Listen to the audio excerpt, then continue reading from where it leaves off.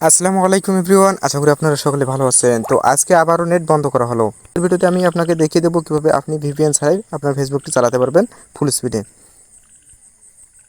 তো তার জন্য আপনার ফোন থেকে আপনি আপনার প্লে স্টোর অ্যাপসটি ওপেন করবেন। করার পর এখানে সার্চ ব্রাউজারে লিখবেন অপেরা অপেরা অপেরা মিনি, এরকম সার্চ বারে অপেরা লেখার পরে দেখতে পাচ্ছেন অপেরা মিনি শো করছে। তো এখানে জাস্ট আপনি এই অপেরা মিনিতে ক্লিক করবেন। করার পর এই অপেরা মিনি অ্যাপসটি আপনি এখান থেকে ইনস্টল করে নেবেন। অ্যাপসটি আপনার ইনস্টল করার পর এখানে আপনার ফোন থেকে আপনি অ্যাপসটিকে ওপেন করে নেবেন অপেরা মিনিকে। তো অপেরা মিনি অ্যাপসটি ওপেন করার পর আপনার সামনে এরকম একটি ইন্টারফেস শো করবে। তো এখানে দেখতে পাচ্ছেন আপনারা সর্বপ্রথম লেখা আছে এখানে কি ফেসবুক। তো আপনি জাস্ট ফেসবুকে একটা ক্লিক করে দেবেন।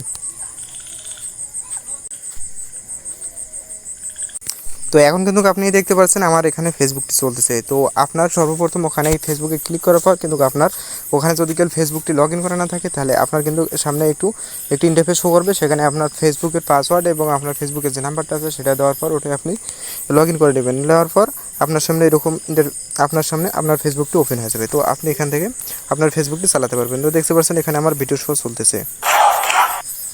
তো এরকমভাবে ফুল স্পিড না হলেও কিছুটা কম নেট হবে এখানে।